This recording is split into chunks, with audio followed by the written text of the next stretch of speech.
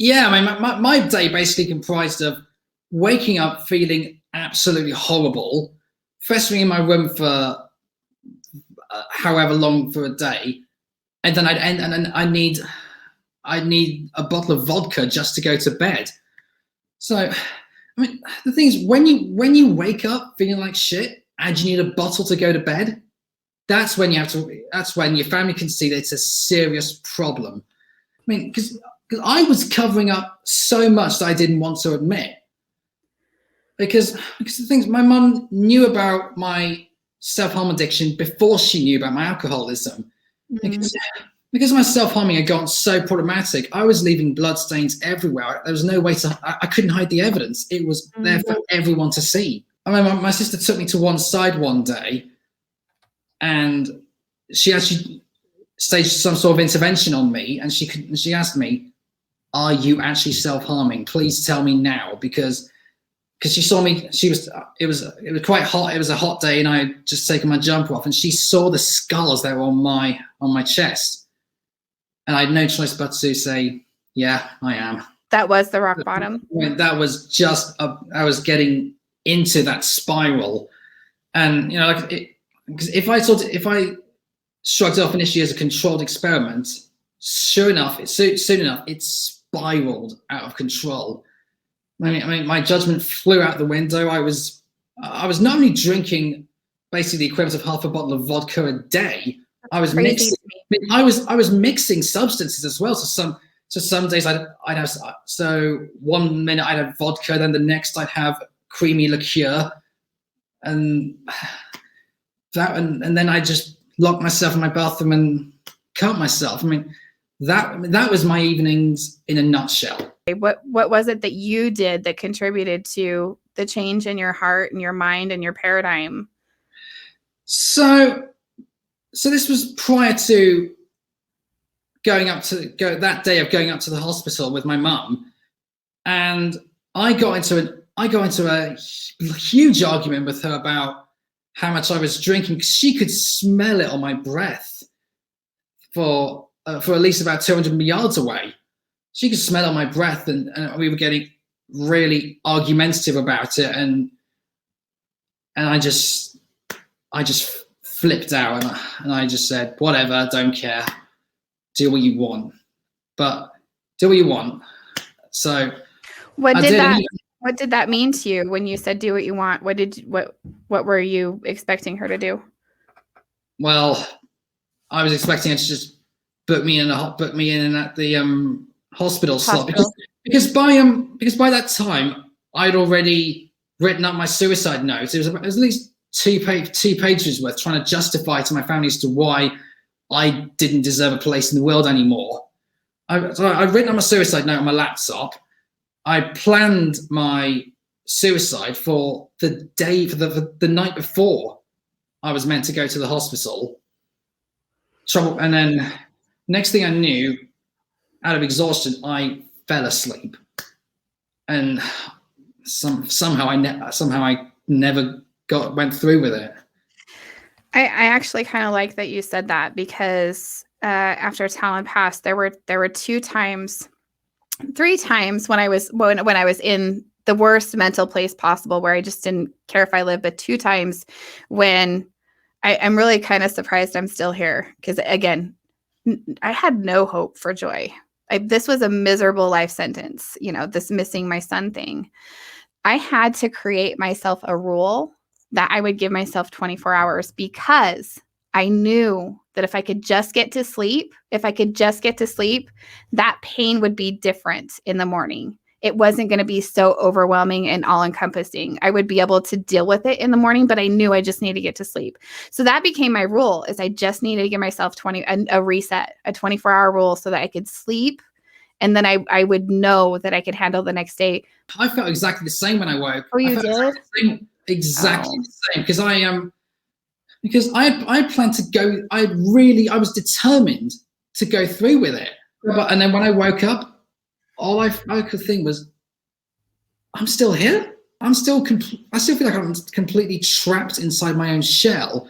We go to the hospital up in North London. We get to the hospital up in North London, and And you talked about the fear of the backlash that Talon felt, Yeah. and the stigma. I felt exactly the same thing. I thought I'm going to go into this place where I don't know anyone, and I don't know anybody who is still there. I don't know any of the therapists or doctors, and I'm probably going to either be there for however long it takes, or I'm probably going to end up dead. One of two ways. And so that was the crossroad for you. That was the epiphany for you. Is that you now had a choice? Well, oh no, the epiphany came. The epiphany came 15 minutes into that, when I was just starting to unpack everything. All of a sudden, I broke down and I'm crying hysterically, and in front of my mum and my sister, who were both with me at the time. I remember I ran into my mum's arms and I begged her not to leave me. And I must have been crying for about 40 minutes, because that was when I realized, what the hell has my life turned into? I'm 25 years old and all I want is to end my life. And this is what it's become. And that was the epiphany. That was the turning point. That was when I realized I cannot live this way anymore. I don't want to go down that road any further. I've got to change. The tone is so I've got to reset everything. So I had to make, even my final therapy session, which was a couple of nights before I went up to the hospital, my sister told me that she'd already confiscated all the alcohol that I had, because she knew where I'd been hiding them. So she confiscated all of that. And once I finished crying and I got some breath back, I made vows to my mum that I would cut out the alcohol forever, and I would never touch another blade ever again. And I made sure I really wanted to make sure I had to stick to that, because I had to convince my two biggest supporters in the world that it's going to be okay. I can make it. I can change. I can make it through this. The 40 minutes of crying, purging out everything that I'd went through, all the self-hatred, negativity, worthlessness, it all came pouring out. And that was when I really had to commit to change, because that was when I knew that the change could only come from me and me only. No one else was going to do that. Your tone and the things that you say are very similar to exact same things that Talon has said, being up on that ledge thinking, I'm 16 years old. What the hell am I doing up here trying to end my life? I mean, that epiphany of why am I doing this to myself? I think you get to that. I feel like in every suicide or attempted suicide story, or somebody that gets to that place, there is this epiphany or this, why am I choosing this for myself? And almost an instant regret of, I almost just did that. Like, why did I almost just do that? Yeah. So ultimately, that day in the hospital was my turning point, and we both when we sort of talked with my mum and my sister afterwards, and we both agreed that we don't really like the atmosphere around this place. So no sooner than about an hour after I first entered that place, I was out with that commitment to change. So we basically we sat down, we got home, we sat down and we started talking about, okay, what do I need to recover?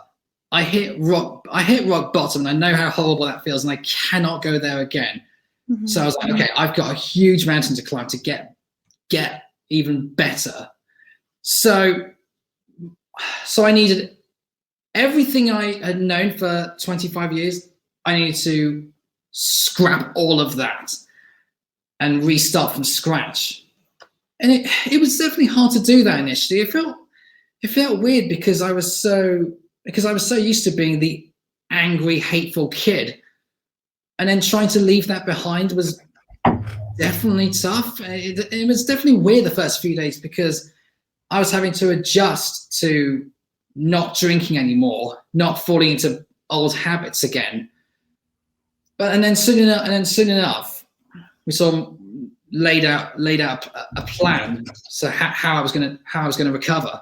So I needed to get some exercise back into my routine. I needed to get a new purpose in life, as in a proper job, and I needed to think. I needed to be a lot more positive and less prejudicial in my approach to not just to what life in general, but to other people as well. Mm-hmm. So that was when my attitude really turned from despair into me saying, I'm going for it. This is who I am, and I'm going to give it everything I have, nothing less. Yeah, there's so much power in what you just said, and so much accountability again, because when you take responsibility for your healing and for your pain and address those issues, there's healing, and those are the tools I feel like that make a difference in, our attitude, gratitude. What are we doing? How are we thinking? What are we feeding our thoughts? Finding purpose and passion, right? Finding a reason, something that connects us to some joy, a source of happiness. I asked you earlier about your song, and the reason why is I was going to try to find it. I think your music might cause me anxiety, though. I know what you mean, because I first got into that sort of world when I was about 19. I have to bear in mind, I grew up listening to a lot of rock as a kid. I first got into the rock world when I was 11. Mm-hmm. And so when it came time, metal and heart metal was a natural transition for me. It only felt right. So I wanted to see, okay, where's my ceiling? How heavy can I really go? And it turns out there weren't any limitations for me. I mean, the sky's the limit. There's the limit on that front. So, I started going to shows more often. I started getting myself into circle pits and all that lot. Oh, it was such a blast. But here's I wanted to make this point about music, though, because this is why I asked. Your music would probably give me anxiety because I'm high anxious, and I have to have a little bit. Not that, I mean, there's a time for metal, right? Usually it's at an MMA match, but the point is that I have no judgments about music, but I feel like it's one of those things that help us connect to something. So if it brings you to music that brings me a good positive memory, happiness, makes me want to dance, brings me joy. And for you, your music that may cause me anxiety brings you joy, right? Like it gets you going. Go ahead. Yeah, it gets my head. It wakes up my head. It gets me starting the morning, and it doesn't matter whether it's through singing, growling, or screaming. That it has that sort of effect on me. Yeah. Yeah, I love music. Music is such a universal language, and I think it's a good tool also to use when you're dealing with depression. And that's why I brought it up, is because we need to find those things that connect us to habits that create joy and also move us in a positive healing direction. And it sounds like those are the things that you did, finding a purpose, changing your mindset, staying away from the victim mentality. There's so much healing in that, and sitting with the pain. How painful is it to heal? It's painful, and it's gonna hurt because there's a lot of things that you have to deal with. And especially when you've been stuffing for 25 years, right, Alex? And then I mean, like I was saying, the initial stages were definitely hard because I had everything I knew I had to leave behind. So it wasn't just turning over a new leaf and starting out as the new me again. Mm-hmm. It was about resetting what I believed in and finding more of the great areas, because one of the traits of autism is that a lot of people see life as a black and white sort of affair, and I had that for the longest time, and it's only since my recovery that I've understood actually there is a lot more grey than you've realized. Mm-hmm. And I'm like, mate, you need to take a step backwards and think about either what you're saying or what you're doing. Because I used to judge life as, or certain aspects of life certainly, as either the biggest success or the ultimate failure. And I've learned since then, it's just not like that. So I just either take it as small victories that give me confidence, but in reality is just another building block. Mm-hmm. And what I used to perceive as a failure, I'd think, better luck next time. At least I tried. Yeah.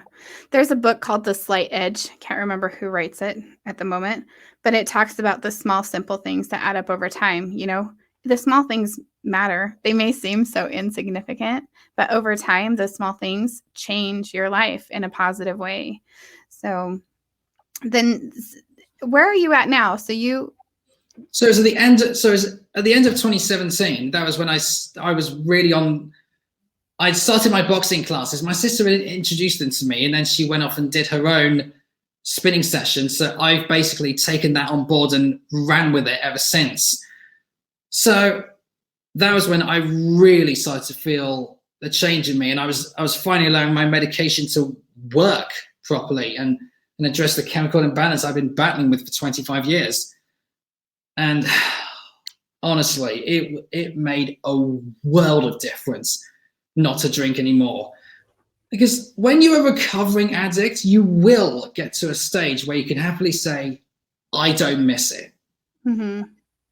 And that when you can say that, then it's easy. Then it's a lot easier not to fall back into those routine again, and it's easy not to relapse. Yeah.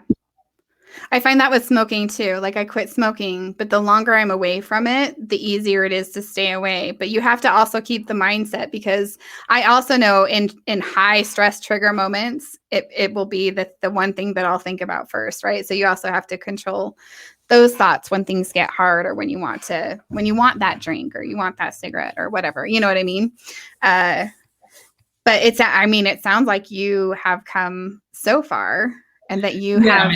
Yeah, absolutely. I mean, I've not ever got to the stage where I wanted a drink ever, because it's about instilling that discipline and that structure in my head, as say, you need to maintain your vows, because you're doing it not just for yourself, but you're doing it for your family, you're doing it for your friends as well.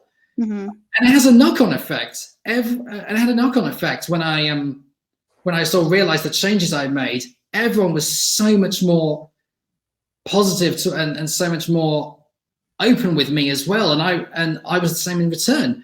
So when you finally start feeling those positive vibes, initially it felt weird because I was so used to being the negative boy for so long. Isn't it true? Oh, it's so You're like, true. "Ew, this is awkward." It's like hugging, like getting used to hugging if you're not a hugger. It's a little awkward. Yeah. It's awkward to take responsibility, right? Yeah, that's true. But I've always been a good hugger. I mean, I'm the youngest in my family, and I think that kind of lends itself to me being the one who gives out hugs the most to family and friends as well. My youngest is like that too. She's such a hugger. I wonder if that's a young child thing, like the youngest child syndrome, because she always makes sure that she gives people hugs. Huh? I think it tends to be. Yeah. Because I know that some of my other cousins are a little bit like that as well with their parents. Yeah. And I know I am like that every day. But yeah, I love my hugs from Grayson. Like, because of COVID, I haven't gotten as many, but it's something that I miss, you know. It's special. So keep hugging. That's a special thing if you enjoy it. Oh, the day where I can start hugging my friends again, it'll be so sweet. Honestly. Is there anything that you feel like we missed? I know that you now have your chemical imbalances, I would assume, under control. You're on medication. You've been sober. You're realizing that through your paradigm and your self-awareness and your accountability and how you go into relationships, that it's positively affecting your life and your relationships. So is there something that did I miss anything? Is there a bit of advice that you would give somebody that is struggling with filling a purpose, or maybe somebody that has been in despair, no hope? Where is the light at the end of the tunnel? You know what I mean? What would you tell somebody? I would say having a certain degree of self-awareness is so important, because you have to recognize that you're struggling, even when, like me, you're using alcohol to cover up what you don't want to admit. Right. And you need to be if you even start feeling like you're sort of starting to go down even ever slightly, speak up as soon as possible, because there's always going to be people who are there to help you, regardless of what you need. And watching through Talon's speech, I remember that quote he talked about the trials of life that are hard and not necessarily life itself. Mm-hmm. That really struck a chord with me. That was like, yes, that's so true. There's no way I couldn't have put that any better. Oh, I love that. Yeah, that's his quote is, let's see, life is not hard. The trials that come with life are hard. Exactly. But life has its storms, and there is a rainbow after every storm. You just have to be willing to brave the storm first. Exactly. And I came off the back of the worst storm I'd ever been through, the lowest point, and I basically dragged my family along with me as well. Mm-hmm. And then at the end of 2017, and once I got into 2018, once you see that rainbow, that's when everything's put into perspective, because it showed me everything I went through. Showed me sides of my family that I'd never seen before. Mm-hmm. Because they'd sometimes talk to me about what I went through, what I was feeling, and they even openly said, "Alex, we thought we were going to lose you on a couple of occasions." Mm-hmm. It got so desperate. And one thing my mum said to me, and it's something I will never forget, is and when we were talking about my drinking and how bad it became. She told me, "I knew you were struggling, I knew you were sad, but I never imagined you were capable of lying." That is the power of how alcohol clouts your head and what it does to you. And that's something that has stuck with me ever since. It's hard because it wasn't personal for her, right? Like, that wasn't personal that you lied to her. That was part of the alcohol. That would definitely, though, like, hit a heartstring, right? Like, I can tell you're close to your mom. I'm super close. Yeah, really, I feel that. I totally feel that. She is my number one supporter, for sure. But me and my sister are super close as well. We look out for each other. We're there for each other. We do a lot together. Family is important to you. Absolutely. I mean, their support, that was partly what kept me going. And as long as I felt valued by them, and as long as I was able to play a part in making the family what it is, yeah, I'm okay with that. And I think that's what keeps me going. I still want to have that excitement, the buzz in my head, and I still have a slightly confrontational nature if I'm in a place like some things never change. Exactly. Oh, exactly. I mean, especially in the sense of mental health. Yeah. Because obviously the attitudes are changing in the UK as well. It's changing because it has to. Yeah. Because you're seeing a lot more people of higher profile talking about it. I mean, I just finished reading Tyson Fury's autobiography about his mental health struggles and what he went through, and feeling like he was drinking a lot. He was so close to wanting to end it all. And then, because he has a similar faith in God that it sounds like you do as well, mm-hmm. he relied on that to help turn him around. Mm-hmm. And it's like, whenever people talk about that, I'm like, oh, I see where you're coming from. I get that. And that's why I say there is no right or wrong way to go about it. It's whatever works for you. Yeah. Yeah. I think you said something earlier about the support. I wouldn't be where I am without the support of my family, and especially my mom and my dad. And I think that you have to, especially when you're struggling, you really have to reach out and connect to those relationships. A lot of that is being self-aware enough to know that you need that connection, right? Sometimes it's just somebody to talk to know that there's somebody that actually cares, right? And you don't have to have the signs of Talon didn't have suicidal signs. Like I had no idea. You don't have to be sad and depressed and, in this dark cloud. Sometimes it's just dwelling on it, or, feeling disconnected, or like maybe your existence doesn't matter.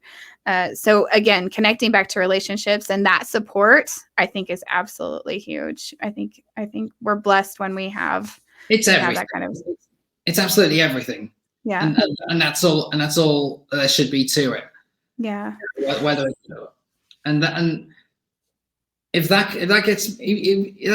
only gets me through at least one more day, I'm happy with it. Because even if I didn't have any friends tomorrow, I know I could still rely on my mum, and especially my mum, and also my sister, my two biggest supporters. If I can rely on those two, that's fine for me. Yeah. And I also think just building relationships too outside of ourselves, right? I think connecting to new people, I think, helps us stay part of our community, so that when those big trials or tragedies happen, we have that support system. We've built that support system around us as much as we can. That's what I mean. I remember when I was just starting my recovery process, I really had to rebuild a relationship with myself before I could rebuild it with my family. I thought I tore my family apart. I thought I'd burnt all my bridges with them at that stage, when I hit my absolute lowest of lows. So I needed to rebuild a relationship within myself and discover, okay, you've gone through what you went through, but there is now potential within you. There is a chance to turn everything around and realize what you're really capable of in life. And that's why I am so grateful to my family for allowing me to have this second chance and making a life and making the absolute most of what I've done since then. And there's no limit for me. I think there's still a lot that I want to do. You could do so much. I mean, yeah, there is no limit. There really is no limit. Do you feel, and not to spark a super long conversation, because certain things, you have different views, but do you feel a connection to a higher power? Do you feel like there was a higher power that helped you through that? Or are you not connected to anything like that? You just. No, I'm not really. I just think it's the self-awareness and having to understand what I was doing to myself and how much I was damaging myself, because I knew if I kept drinking the way I did, I was gonna probably end up in hospital with a ruined liver. Yeah, and I think however you need to get through it is totally on you. I think self-awareness is a huge part of it, and your paradigm and all of that stuff. For me personally, like I actually have a relationship with God, and I feel euphoria and I feel joy and happiness every day. And I know that for me, that wouldn't happen without my connection. But I understand that not everybody believes in that. And I think that's fine too. I think it's awesome that you're sharing your story, that you're able to be a light to other people that might be struggling. I think people are going to listen to your story and they're going to resonate because you've actually struggled through a lot of different things, right? Autism, being different, feeling like you don't fit in. Also, the exclusion and this, Yeah, feeling like I was shut out before I was ever known. Because that's the attitude at school. I don't know. I've no idea if it still is or not, because it's been nearly 10 years since I left. Yeah. But, like I said about the old male rule book of how is acceptable, should be, of what's acceptable. I wouldn't say it's burning, but it's definitely smoking, and you can definitely feel that change since more and more are coming out. Because we share stories, because of people like you, Alex, because you're willing to come forward and say, I'm not scared to talk about this. Like it's a relevant issue. And there's a lot of people that are struggling with it. I would guess it's probably a really high percentage, like probably 30% or more of people are probably struggling with mental health right now because of the pandemic and everything. I mean, I'm not a doctor. I'm making up my own statistics. So don't quote me. No, but that's, it'll be true to a certain extent, because I know for a fact that in the UK, 7% of teens have admitted to self-harm. Yeah. And that's basically like, and 1 in 4 have actually admitted to, suicidal thoughts or feeling depressed. And that's a scary thought for any parent. It is. Or even for children themselves to feel that way. So there's a lot more that still needs to be done, but I feel we are heading in that direction. But there are times where it feels a bit too, glacial in its pace for my liking. Like you want it to be more like, let's just talk about this and start dealing with it. Let's debunk these. Let's be real. Yeah, let's debunk these certain myths. Let's sort of debate in a positive manner, because it's got to be we might not agree, but we'll listen to you either way. And I think too often that's what doesn't happen. Too often it feels like you say one thing and then it descends into a full-blown argument about it. Mm-hmm. And I'm like my mom said something. I've said it on another podcast, but I love that she said it. But she said, "Bring love to the fight," and I love that, because we have to talk, right? There has to be some conversations, but it has to come from love.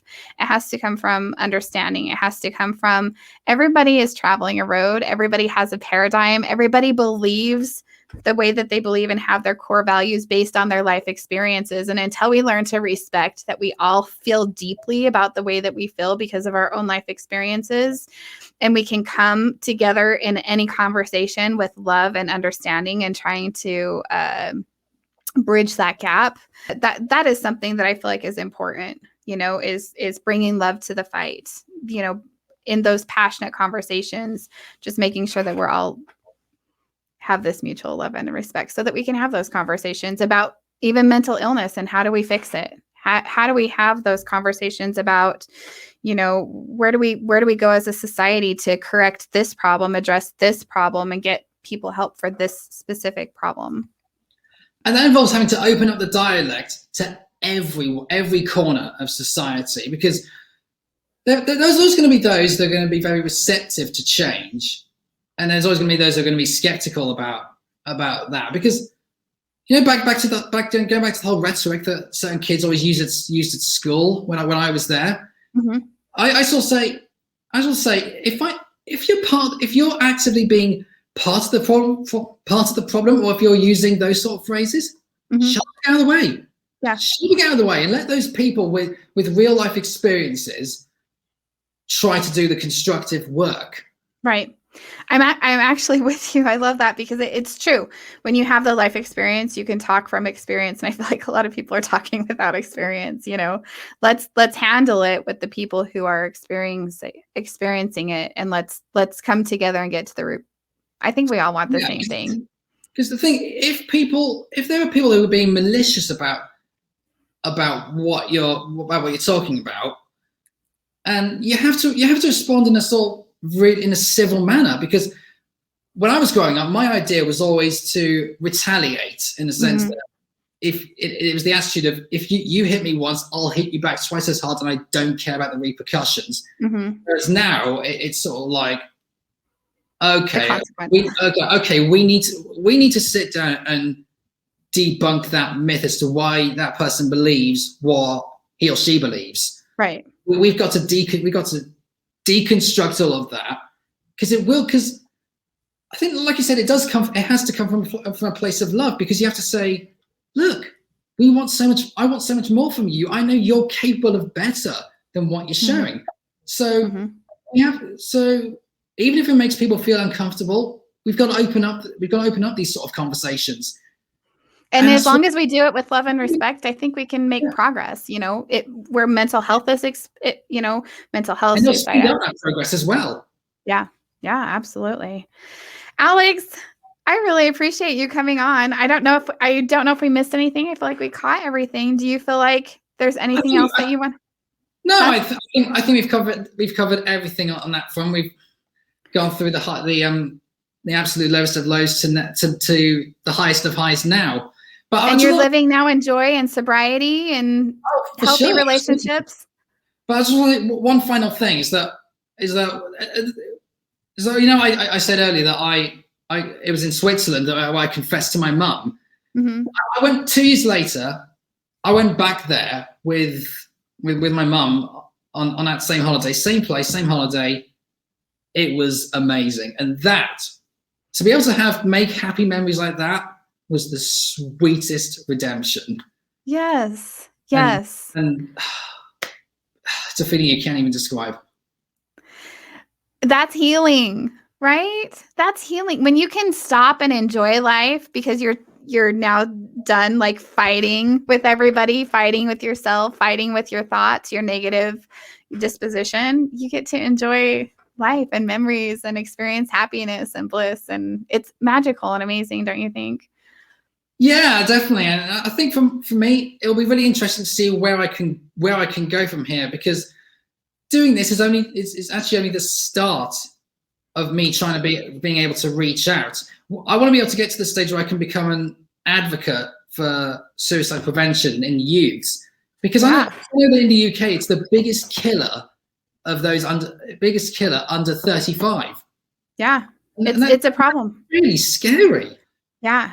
I love the cause. I love that that's something that you want to get involved with. I think it's very relevant and very necessary, and you can never have too many people that are involved with that kind of a cause. It's a necessary. It's so necessary. There's too many kids that we are losing to a preventable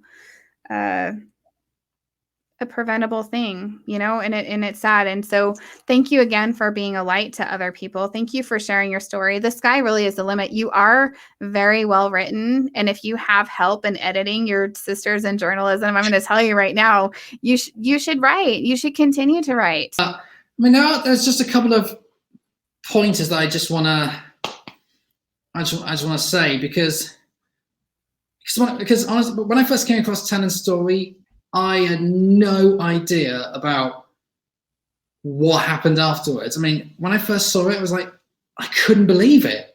I mean, I didn't want to. I thought this has got to be a mistake, right? Oh, did you watch the TED Talk of me and him first? I know. Or after? First, and then I watched your TED Talk, and then I saw your daughter JC's speech as well. Oh, okay. I love that. Yeah. So the TED Talk actually, they were looking for talent when they found me. They actually were looking for a team to speak. Yeah. And then they asked me to share his story. So I was blessed that I was able to share his legacy. I love hearing when it makes a difference. That is so important. I hate sharing the video because I don't like the way I look in that aspect, but I love sharing the video because I know that it's like it's moving Talon's legacy forward. It's moving his cause forward. It's making a difference. It's resonating with people who are struggling. And yeah, I love that. I appreciate that you shared that with me, because those are the things that make my heart so happy. Know that when somebody says his name and he's been passed away for 3 years, it's the biggest gift. For reals, and especially knowing that it made a difference for you. Yeah, it really did, because listening to what he went through and how he came across, that's partly why I'm doing this now. Mm-hmm. Because I took so much from it. It was totally relatable to and similar to what I went through, and I still think in my head, you know, what would the conversation with him be like? What would he think? What would he think? What would his take be on what I went through? How would he feel from that? He would have liked you. He was very much into deep conversations and universal conversations, and he was a deep thinker, and he loved to connect to people. Every relationship that he had was very individual and very intentional. It was like a dance, and it was awesome to watch because I know he would like you. You've said several things that I feel like are very much in line with who Talon was, or how he would have said it, or what he would have said, or even the same experience. Several things like so many times I wanted to say something, but you were continuing your story, so I just kind of let it go. But several times I thought, gosh, Talon, that's exactly what Talon experienced, or that's something Talon would say. So I already know that he would like you, and I know that you were actually brought to me through him. I'm sure he's Definitely. Yeah, so I appreciate that. For sure, absolutely. I think if they can relate, if they take some emotion from what I went through, that's all I'm asking for. That's all I'm asking for, and I'm excited. I'm excited, honestly. I'm looking forward to the reception I get from it. And I have a set date. It will be uploaded on April 2nd. I'm going to be putting a link in my Instagram feed bio. Oh, it's at a site called Papyrus, which is a UK-based suicide prevention charity firm. When you upload that, will you send me the link, and I'll share that also on my Facebook page? Absolutely, okay. Sure. Cool. Because I emailed them earlier today asking them what sort of volunteering placements are available for me, because being an advocate, that's kind of where I want to be able to. That'll be another stage for me being able to reach out. You're gonna find so much joy in it. You will for sure. When you're on your path and your purpose, and I can tell that this is something that's important to you, you're going to find so much joy, Alex. I mean, I can even just see it in your countenance right now. And I'm grateful that I got this chance to talk to you. And I'm proud to have got this chance to get to know you the little bit that I've gotten to. And I can't wait to see where it goes for you. Same for me. I mean, I'm really grateful for you to give me this platform to do this. I mean, this whole story. I mean, it's been 3 years in the making. Yeah. So it's time to share. Yeah. Now is the right time. I can, like I said at the start, I can talk about it without getting too emotional or upset about it. Yeah. Because even that, like 2 years later, 2 years afterwards, I was able to talk about most of it, but that day in the hospital was still really overwhelming. Yeah. And that's when we know we still have work to do, right? When it's still triggering. Yeah. That's always my sign too, is when I'm really triggered, or if I get super agitated, it's a time to, again, be self-aware, reflect, and go, okay, why is this happening, and how do I need to fix it? Alex, please make sure that you send me your story when it gets uploaded. Absolutely. So that I can share that. Thank you, Alex. It was really, really good to meet you. Keep in touch. Sure will. Thank you so much. All right. Hey, great. Have a good afternoon. We'll talk soon. Cheers. Bye. Cheers. Bye.